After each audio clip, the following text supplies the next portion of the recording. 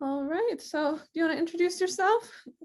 Sure. I'm Mary Bauer, and I do clay work here in Grand Forks, North Dakota. Awesome.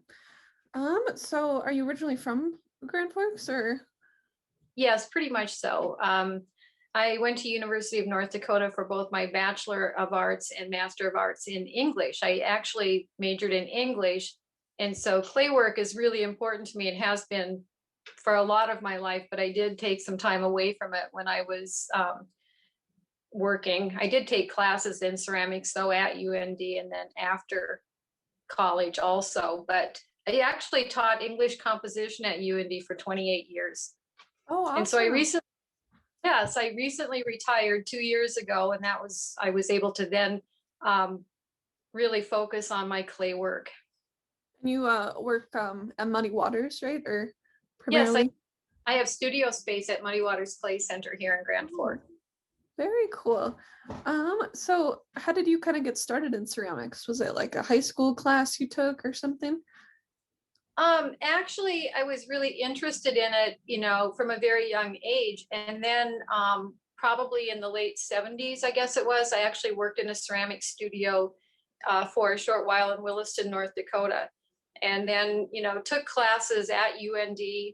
And so I guess it's been a lifelong interest. I also went on a field study with the departments of ceramics and anthropology in I think it was 1987 to Mexico, where we looked at archaeological ruins and went to a lot of places looking at the different kinds of ceramics that Mexico produces. That sounds super interesting. Was that through UND then? Or It was. okay. Yeah. Very cool. Yeah, I work with UND art collections. So when I first started working out there about a year ago, we were documenting the UND pottery collection, Oh, and wonderful. so there was so much work, and so it was very cool to see all that. And they cool how they like got sent pieces from like all over the country, and I'm not sure if Mexico, but some like down in New Mexico, I believe, to like study that work and kind of like replicate it in a way. So very cool, very cool. So yeah, I noticed just like glancing at your Facebook page that you have like a lot of figures in your works, and are any of them like influenced by your English background, like the Yeah, themes and subject matter?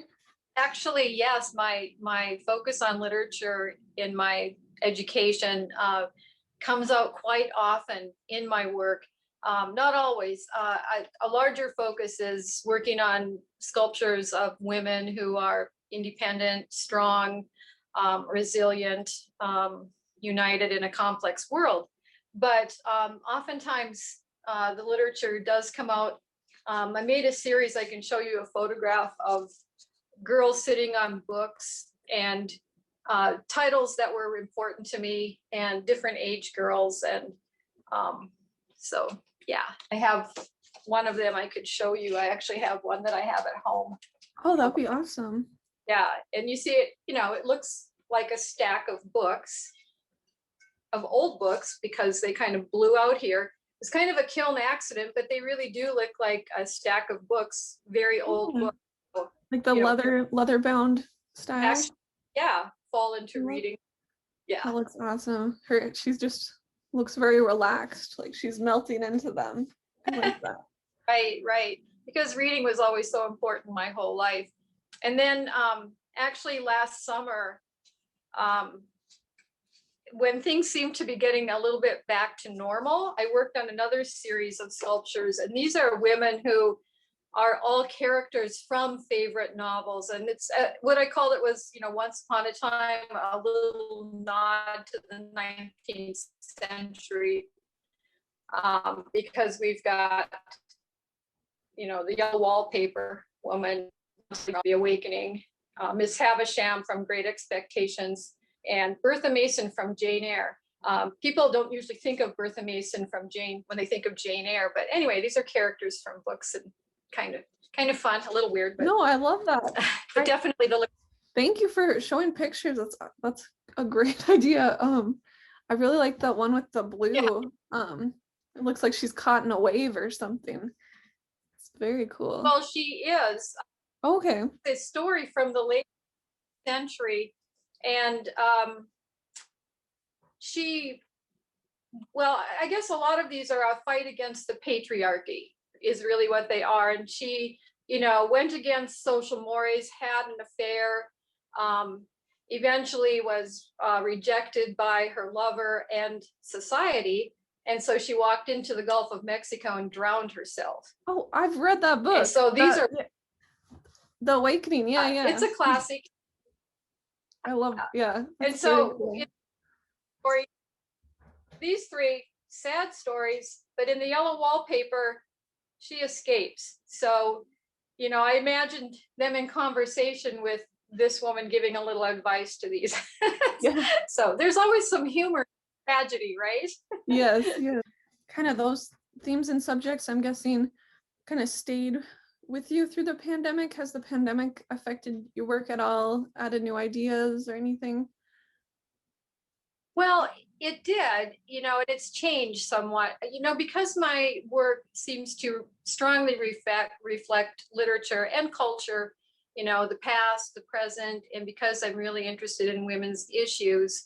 The pandemic, of course, did influence some of my work. I would not say all of it, but before the pandemic, that summer and fall previous to last March, I was working on pieces that really were about strong, independent women. And, like here I have a piece I can show you.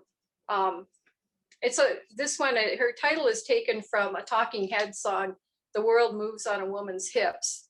And so, she is kind of well, I think she looks strong. So anyway, I was getting ready for a solo exhibition at Muddy Waters Clay Center. And so most of the women were about being strong. There was a series called Girls on the Rocks. And so we had these little girls, thoughtful girls, thinking about how to navigate the world. Mm-hmm. And so that was the theme before the pandemic. And then in March, when things got, scary, they're just socially, culturally, it seemed a time of, great angst, fear, anxiety, isolation. And so sadly, and she is actually one of them, but she was at the end. I was working on these pieces, and this is the order in which they were made. And this one was called Adjustment Disorder, because it was about women, especially women my age who are older and retired, trying to navigate the real world and the virtual world. So she has one foot in each, and she's hanging on to a paper scroll because she, it's great that we were able to do so much with technology and stay in touch and communicate, but it isn't a substitute, and it was scary to go out. So the next piece is called Shroud, and she's enshrouded, and kind of building an island of herself. And then the next piece was, it got to be long that spring of, school canceled, and it got to be long, not going anywhere and being afraid. And so she's called Just Another Towel, like, should we throw it in?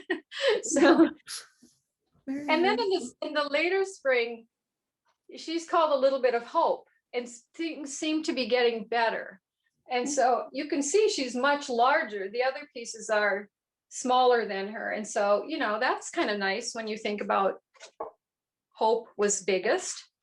Mm-hmm. And so these pieces really very much were influenced by the pandemic. But as things got better then, or it seemed to get better, it could be a lot of things.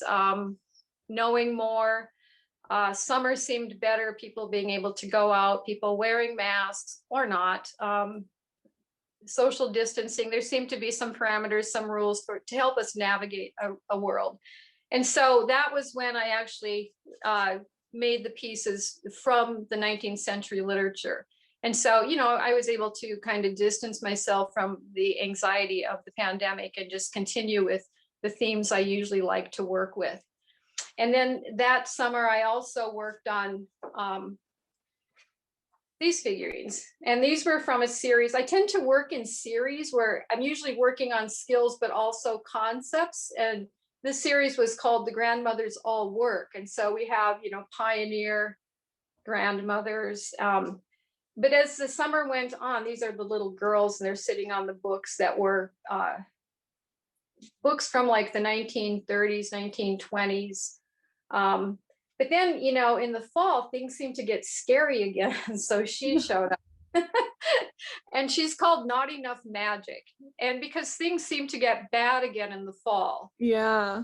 And, you know, it's kind of like a loss of control, or having just, the numbers got worse, more deaths. And then with sticking with that grandmother theme, she got really more experimental, because all the time I'm making these pieces with some kind of a concept. I'm also working on specific skills, anatomy, or pushing clay to the limits. And so she was called When Wings Become Wooden, Free the Bird. And this bird actually comes off and can sit beside her. And, you know, as a grandmother, it's about, you know, the responsibilities. And I think with the pandemic in mind, you know, you had more people to worry about as a grandmother, your own children, grandchildren, if you had some. And so, you know, letting go, and, you know, how do you deal with that worry? And so she sort of deals also with that metaphor where time and nature. So she's sort of like a tree, and she has this bird nest on. It's, you know, highly experimental, a little whimsical. But again, you know, we need to maintain a sense of humor in all of it. Yes, I agree. Yeah. I love how that the kid is like completely hugging, my arms are going like this. The skirt, I noticed that right away. I definitely The do lake. that. It's a but you know, it's a pioneer grandmother, you know, when she was young, you know, probably going down to the lake to bathe the children. So these are both kind of pioneer, you know, grandmothers. So, and this got Awesome. like 1920s, and then it was kind of like, okay, we got a little weird here, but Is it trying a to have, pioneer idea? Is that coming from literature as well, or is that something you're just kind of interested in? yeah, both probably. I mean, because I have read a lot of pioneer literature, and I, you know, actually have family history, you know, knowing the background of my own family, they could be, you know, my grandmothers. But, Awesome. you know, the grandmothers all work. It's because they do. And they Mhm. always, you know, they always did. So, yeah. Yes, yes. Yeah, So I that love was that. all. And then, you know, like I said, I tend to work in series with a concept, like the grandmothers or the literature pieces. And so then I thought, you know, years ago, I had made a couple of series of sculptures of women, and they were called warrior women. And it was sort of like, you know, a pushback.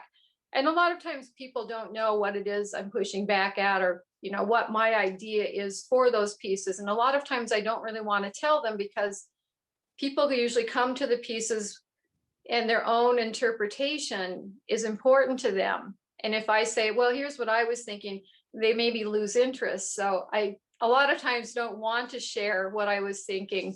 Although that is where the conversation becomes interesting, because you know what they were thinking, you know. So in the fall, I was trying to get away from, I don't know, any darkness, you know, any aging and not enough magic from those grandmothers. And so then I thought back to several years ago when I had made the warrior women. And I thought, well, what would warrior women look like today in my sculptures? And so these are what came out of them. And they sort of follow the unity of time, which is, you know, a day in a life, or a lifetime from, or morning to evening, or, you know, anyway, so these had individual names. And then here I was also practicing a new skill where you build solid. All the other pieces that I've shown you, I coil build. I start with a slab, and then I coil up and push and pull and sculpt. And I was so that, wondering, just being new to clay, I was like, how do you make sure yeah, they don't explode or something with when you build well, sculpture? yeah, yeah. So these, some of these were solid built, and then you slice off a piece and you hollow them out. So it was practicing a new skill. And so like this one, this one, this one, and this one were all solid built. This one was coil built. And so, but there's a lot to think about, because with solid building, you've got to worry about compression once you are hollowing it out and putting it back together so it doesn't have a seam, and cracking, exploding. Yeah. Yeah. So these were under a title called, how did that go? Let's see. Chaos on one's mind can feel so heavy. Could you take it off like some onerous crown? So instead of hair, they have these kind of crowns. And this one was called Weight of the World. So it's kind of like that pandemic, still kind of hanging on, and there's so much to worry about. But this one was called Little Rebel.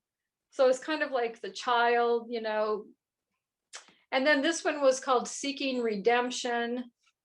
And then this one was called Bon Repose. And originally she was going to be the last one. Bon Repose means good rest.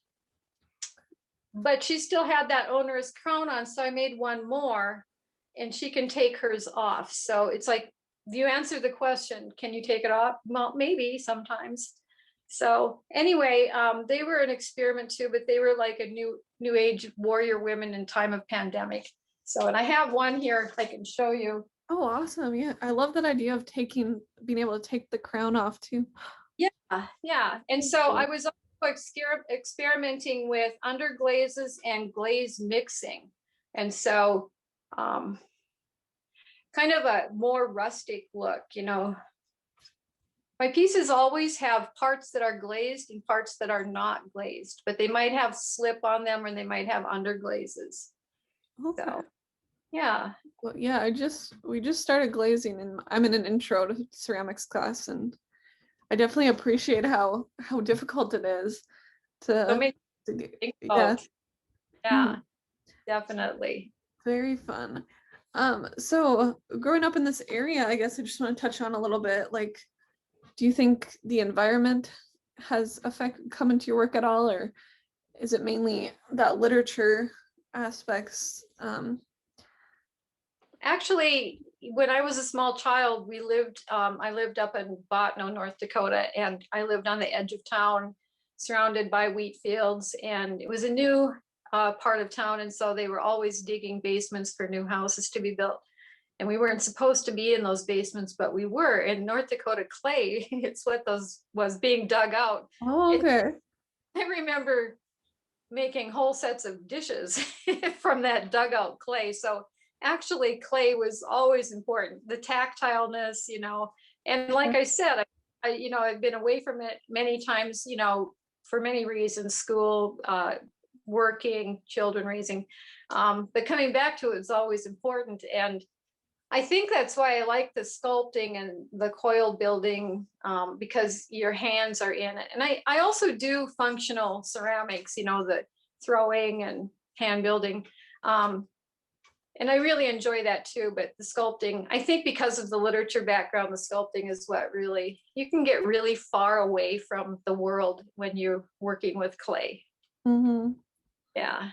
That's awesome. But yeah. I do think North Dakota is really a good place to do this work too. Some people complain about the long winters.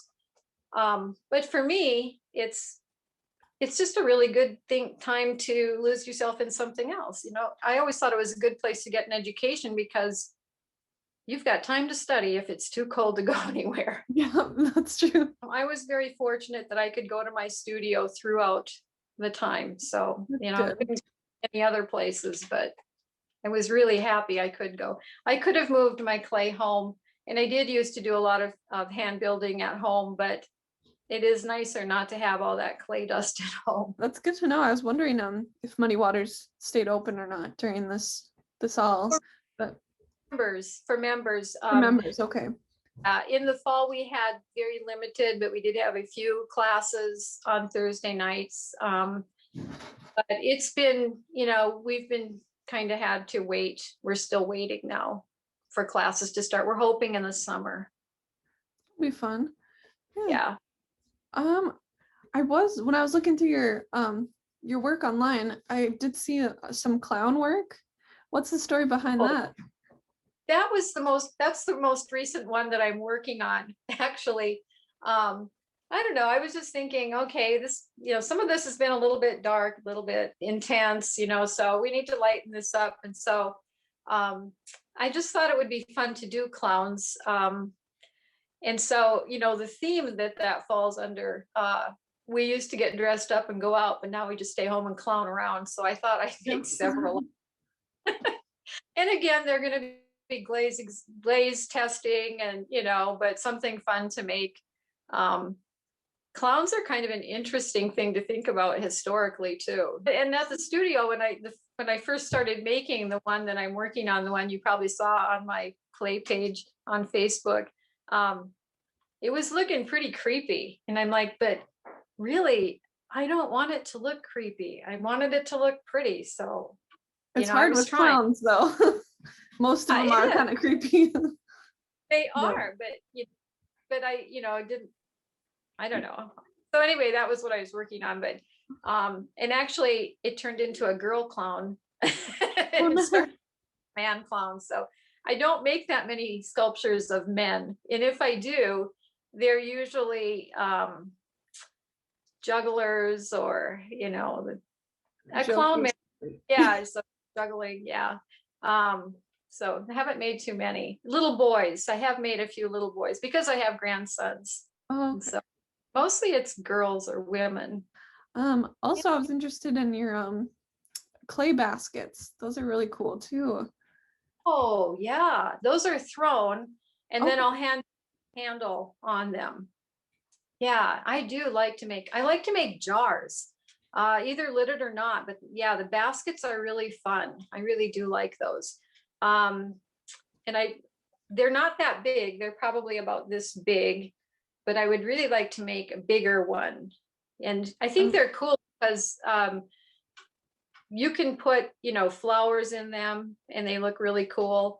But some of them you could even put like chili in them or some kind of a dip, because ceramics, they're microwave safe. They can go in the oven. You just can't put them on the stovetop, but okay. very, so Functional, functional. yeah.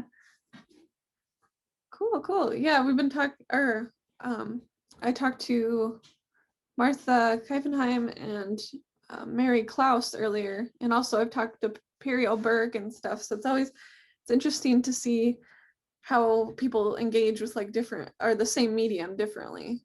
And Absolutely. so yeah, I'm not very familiar with clay. So it's been fun to learn more about it, especially just like this region, what people are doing.